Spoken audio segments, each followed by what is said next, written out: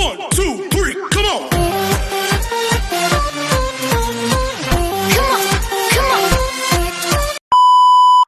Hello beautiful people! Welcome back to my channel. This is your Mama Sam. Hola mga amigo, amiga, kumare at kumpare. Kamusta kayong lahat? Sana lahat po kayo ay okay at safe ngayong araw na ito. At syempre, kung ako naman ang tatanungin nyo, nakikita naman ninyo ang beauty ng Mama Sam ninyo.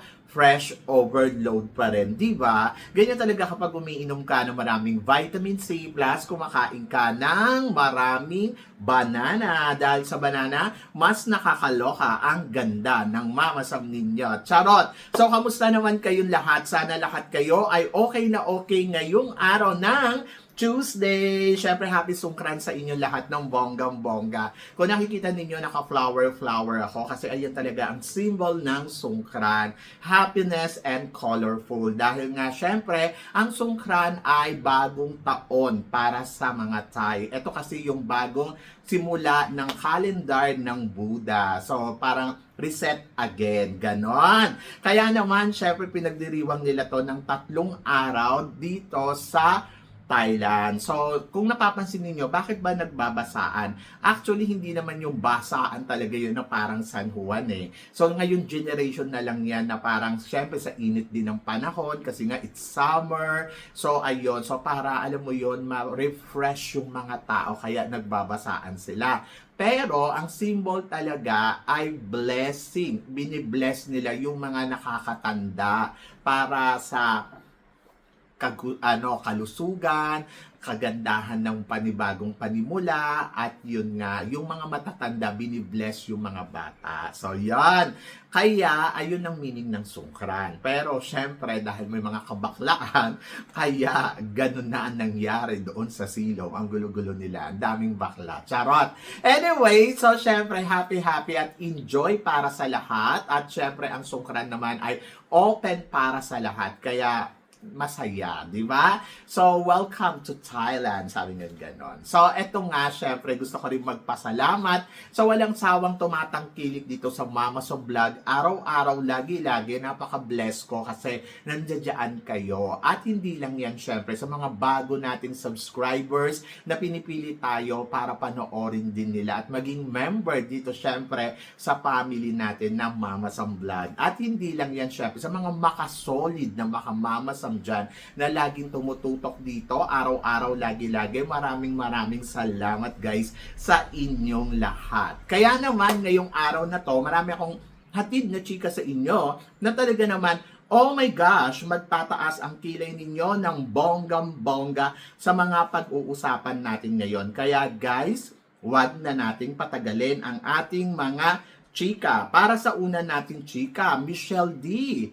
May bala kayang sumali sa MGI All-Stars kasi nga marami nga nagsasabi na si Michelle D daw ay talagang truly pang Miss Grand All-Stars kasi nga she's a very star and very grand yung dating. To be honest, siguro hindi sa ngayon. Ako, alam ko na gustong sumali ni Michelle D dyan. Bakit hindi? Kaya lang, syempre, naabangan niya rin yung format. Tapos, ayun nga, marami din siyang kinukonsider. At ayun, looking forward ako kay Michelle D sa mga susunod na taon. Kasi nga, di ba, parang ito namang Miss Grand All-Stars ay sabing ganun. Hindi siya every year, every 6 months, ganon. Pero, depende yan kung gaano nga ba ito katagal. Ito ay ibang uri ng klase ng pageant na tatagal ng 2 weeks. So, hindi siya katulad ng mga pageant na napapanood natin. Para siyang Asia's Next Top Model. Parang ganon. But depende. So, malalaman natin yan sa first edition. Pero ayun nga, syempre excited ako kung magiging part din si Michelle D sa MGI All-Stars in the future, di ba? So, abangan natin yan. Pero alam nyo, sa totoo lang, kung sasali to si Michelle D, ay nako, panalo, di ba? So, yan. Kaya, good luck and let's see. At para naman sa sumunod nating chika, eto nga, pinag-uusapan din sa MGI All-Stars yung mga huradong uupo. Kasi nga, may nangangamoy na alam mo yon, lipatan. So, eto nga, nandito si Natalie Glebova. Nung makakailan lang, si Natalie ay nagraran na parang nawala yung tiwala niya sa Miss Universe after niyang maupo. Hindi ko alam kung ano ang ibig niyang sabihin kasi she's a Miss Universe, di ba? So, yon. So, sana maprotektahan niya rin yung sariling pageant na nagpakilala sa kanya sa buong mundo. And then, syempre, nandiyan din si Isabel Minin. Ato naman ay dating Miss Grand title holder, Miss Grand International winner from Brazil, na talaga naman parati ko siyang nakikita dito sa Thailand. And then, andito din si Omar. Si Omar nung mga nakaraan ay dapat magiging hurado to sa Miss Universe, tapos ngayon ay nandito sa MGI All-Stars. Tapos, sumunod ay si Osmel Sosa. The pageant, beauty pageant icon. So, alam naman natin si Osmel ay nasa loob ng Miss Universe organization. Hindi ko alam kung bakit nandito na siya sa MGI All-Stars. And then, of course, Jojo Pragais. Si Jojo Pragais ay dating sponsor din ng Miss Universe na ngayon ay nandito na rin sa MGI. So, yan. So, exciting and interesting yung mga uupong hurado, dahil ang mga huradong to, kung napansin ninyo, dati silang nasa kampo ng Miss Universe, ngayon ay nandito na sila sa MGI. Pero ang tanong, hindi kaya nila pinapabaksak yung Miss Universe dahil gusto nilang umangat ang MGI? O, di ba? May mga ganong eksena. Wala akong masamang nakikita kung magiging patas ang paghuhurado nila sa mga kandidata, ayun, happy ako. Kasi yun yung trabaho nila, maging hurado. So, wala akong pakialam kung ano ang issue nila sa mga dating istorya nila sa organization ng Miss Universe. Basta nandito ako na para ang gusto ko ay maging patas silang lahat sa paghuhurado nila dito sa mga kandidata na sasali sa first edition ng MGI All-Stars. So, let's see kung ano ang mangyayari at kung paano nila huhusgahan ang mga kandidata. Kayo ba? Ano bang naaamoy ninyo? I-chika below nyo yan dyan. So, yan.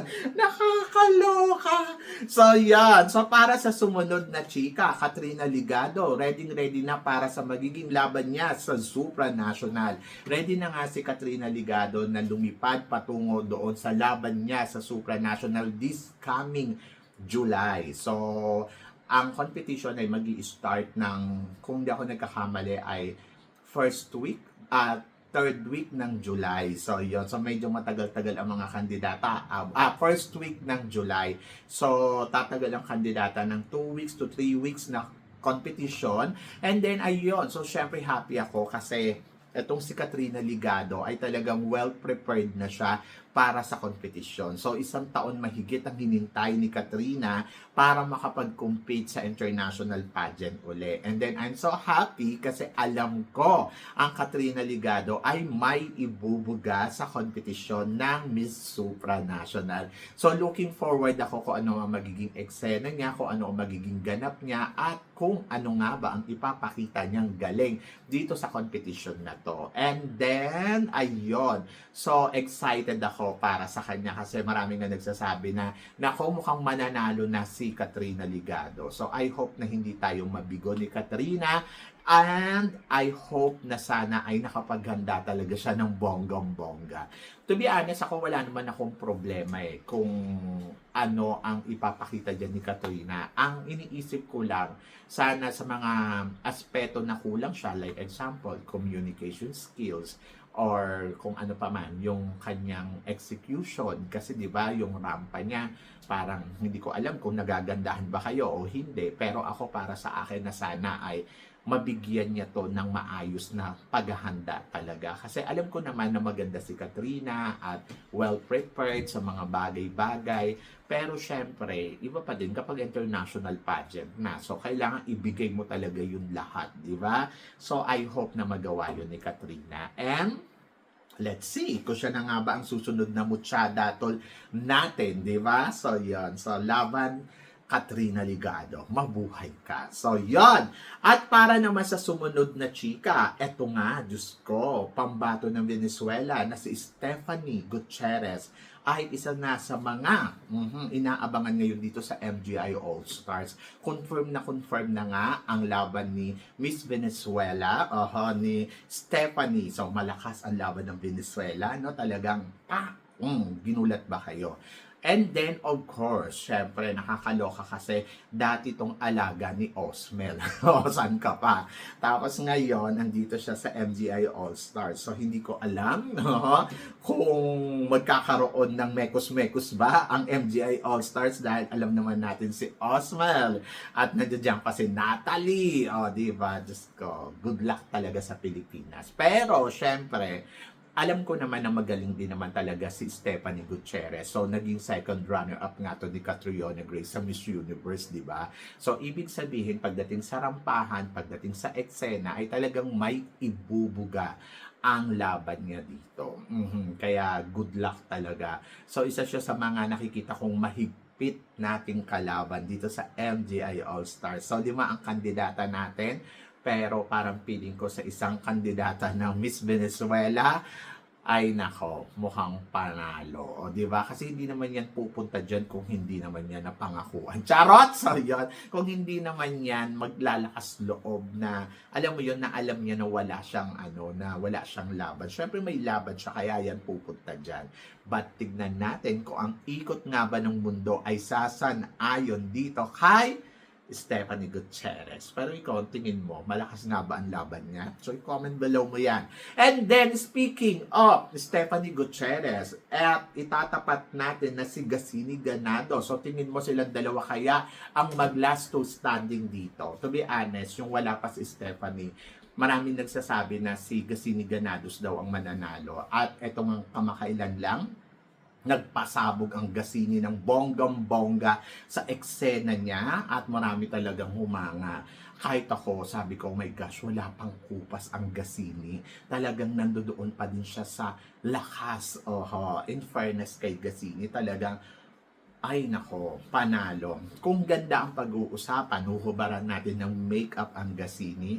Ay nako, malakas ang laban ni Gassini kasi talaga naman beautiful face ni Gassini ay pak na pak, di ba? So, klaro, malinaw na talagang ibibigay talaga ni Gassini yung galing o yung panalo sa atin kung ganda ang pag-uusapan. Pero kasi since na makakatapat niya dito si Miss Venezuela, alam naman natin si Stephanie ay marunong din sa kudaan. Hindi naman magiging second runner-up yun sa Miss Universe kung hindi yan magaling kumuda. So, doon lamang si Stephanie kay Gassini. Kasi si Gassini, alam naman natin na hindi ganong kakumpiyansa pagdating sa kudaan. Pero ewan ko na lang ngayon kung paano siya nagtitrain. At ayun nga, na-improve na ba ang communication skills niya. Tinry niya kasi mag-hosting. Kahit na sa pag-hosting, medyo ayun di ba? Pero let's see. Basta ako, naniniwala ako Gassini Ganados ay isang malaking hamon para sa kanya ang laban niya dito sa MGI All-Stars at naniniwala ako kay Gassini Ganados na kaya niyang tapatan at pantayan ang galing ng Miss Venezuela. So magtiwala tayo kay Gassini. Alam ko yung iba medyo nagdadalawang isip kay Gassini pero let's see, di ba? So, good luck and laban. So, masaya to. Masayang pukpukan to para sa MGI All-Stars. And ngayon pa lang, nakaka-excite na, di ba? So, yan. At para naman sa sumunod natin, chika, Bella Ismael siya na kaya ang susunod na Miss Universe na Asia na katulad ng prototype daw ni Miss Japan na ballerina. Ay, nako. Siyempre, iba yung panahon noon, iba yung panahon ngayon. Kung noon, ang mga ballerina ay winner sa Miss Universe, ngayon hindi ko masasabi. Pwedeng yes, pwedeng no. Hindi ko naman sinasabi na hindi. Pwedeng yes, pwedeng no. Pero gaano ba kalaki yung porsyento? Alam nyo guys, sa totoo lang, bottom line lang dito, ay dapat kilala natin yung organization na may hawak ngayon ng Miss Universe Philippines. Walang problema kay Miss Taguig o kay Bella Ismael dahil magaling ang ipinapakita ni Bella Ismael. Kung ako ang tatanungin mo, kaya ba niyang manalo ng Miss Universe Philippines? Ang sagot ko, yes. Kayang-kaya niya. Kasi magaling, pulido, klaro. At anytime, pwede siya ang makasungkit ng corona ng Miss Universe Philippines. Kung ayon ay sasang-ayon yung organization. Aha. So wala namang problema sa akin. Kasi ako, nakikita ko naman talagang magaling. At doon sa mga nagsasabi na, ay, ang talino. Oo naman, totoo naman. Lahat ng sinasabi ninyo at nakikita ninyo, I totally agree. Pero kasi, ang tanong dito, yung organization ng Miss Universe. Oho. Ang organization ng Miss Universe kasi, ang kalaban natin dito. So ngayon, pwede tayong magpanalo, pwedeng ipanalo. Totoo naman. Kasi ang organization, sige, panalo ninyo kung sino gusto ninyong panalo. Pero, wag din tayong magulat kung gagawin nilang top 30, El Tocuyo, or hindi makakarating sa top 5 ang pambato natin. Kasi, meron silang hinahanap na dapat aware tayo doon. Di ba? So, yun lang naman ang problema. Ang kalaban natin dito, yung organization. Hindi sila naghahanap ng ballerina. Hindi rin sila naghahanap na kung sino yung pinakamagaling kumuda. Kasi sa history nila, wala naman akong nakita na magaling kumuda na pinanalo nila. Di ba? So, lahat ng mga nandiyadyaan ay soso lang. Pero, sa kabilang banda, isa lang ang nakikita ko na basihan nila. Sobrang ganda. Ayun, winner sa paningin nila yon. Hindi sa akin to nanggagaling, kundi sa organization mismo. At hindi ko naman sinasabing hindi maganda si Bella. Maganda siya sa paningin ko bilang Filipina beauty queen. Pero ewan ko na lang sa paningin ng mga organization na yan. Di ba? So, yun, ang kalaban natin dito yung organization. Hindi si Bella, hindi sa inaayawan ko si Bella, hindi sa ano. Kung gusto natin manalo na Miss Universe, magpadala kayo ng sakto doon sa panlasa ng organization.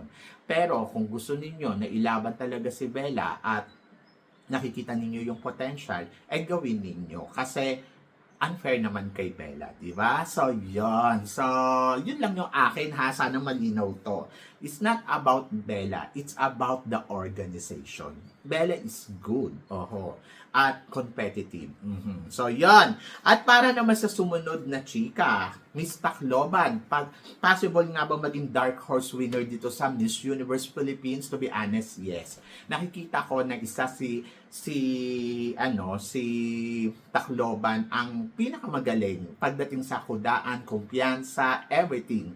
And then, yes, hindi rin ako magugulat kung bigla siyang magkaroon ng corona. Pwedeng charm, pwedeng universe, o di ba? So, cosmos, so pwede. So, hindi imposibleng mangyari yon para kay Tacloban. Kasi naman, may pinapakita din galing. At ito ang nakakatuwa dito. Yung nakikitaan mo ng potential, yung candidates. And then, yes, siya yung masasabi ko na pwedeng maging dark horse maliban kay Laguna, Tacloban and Laguna. Yes, and let's see kung ano pa ang ipapakita nila very soon. Di ba? And then, para sa sumunod natin, chika, after Pia Wurtzbach, Catriona Gray, tingin mo, sila Union na kaya ang hinahanap ng Pilipinas para maging next Miss Universe? To be honest, yung level ng katangian na meron si Catriona at meron si Pia, nakikita ko sa pagkatao ni La Union. Kaya madali kong nasasabi sa inyo na malakas si La Union. Hindi kasi perfect katulad ni Pia kung paano gumalaw si La Union. Hindi rin katulad na kung paano magsalita si Catriona. Pero yung masasabi mo na beauty with the heart, ayun yon. Iisa silang lahat. So, yon ang merong katangian si Bea. Kasi si Bea is another story. Another girl. Hindi siya katulad ni Bea na pag tinignan mo, grabe yung transition kapag rumampa, nag-emote, talagang masasabi mo, wow, very strong. Iba din si Catriona dahil si Catriona ay yung standard of level niya bilang matalinong babae, di ba? At bilang Miss Universe. So, ibang level yon. At tinuturing ko din na ibang level din si Bea Milan Windorski. So, kung ano yung nakikita ko kay Bea, nakikita ko din katulad ni Pia at katulad din ni Catriona. Pero yung galawan, may sariling signature. Gumagawa siya ng, ito yung sinasabi na parang wag nyo akong ikumpara dahil hindi ko naman siya katulad. Wag nyong hanapin sa akin yung galawan ni Pia dahil hindi ako si Pia. Wag nyong hanapin sa akin kung paano magsalita si Catriona dahil hindi ako si Catriona. Alam mo yon, yung ganong tipo na may sariling hindi kumakapi, hindi ginagaya, walang ginagayahan. Kumbaga, ando doon siya sa level na kung sino siya. And then, the people, either you like or not, or yes, yung iba gusto siya, yung iba ayaw sa kanya, yung iba nagtataas talaga ng kilay, pero wala kang magagawa kasi siya yun. Oho. Pero doon sa mga naghahanap na, ay, kulang pa sa ganito, kulang pa sa ganyan, matuto kang mag-appreciate ng isang katangian, ng isang pagkatao. Believe me, makikita mo kung anong good quality na meron itong si Bea Milan Windorski. Huwag kang mag-focus doon sa, ay, dapat katulad siya ni Pia, ay, katulad siya ni Catriona. Hindi ganun yung kabuuan niya ang tignan mo and then appreciate mo. Doon mo masasabi, atong babaeng to, dapat nga natin ilaban sa Miss Universe kasi hindi imposible na makuha niya ang corona ng Miss Universe. Diba? So, yon. So, kayo guys, ano guys ang masasabi ninyo dito sa mga pinag-uusapan natin ngayon? So, please comment below para at least malaman ko naman kung ano naman ang chika mo dito sa mga tinatalakay natin ngayon. So, syempre, maraming salamat po sa inyong lahat sa support at pagmamahal na binibigay ninyo, syempre, dito sa channel ko. At sa mga hindi pa nakaka-follow at nakaka-subscribe, please don't forget to click like and subscribe my channel. At i-click nyo na rin po ang notification bell to more updated, syempre, sa aking mga chika. Sabi nga ganon, always keep smiling and laban lang. So guys, hanggang dito na lang. Hanggang sa muli nating chikahan. See you tomorrow. Thank you guys.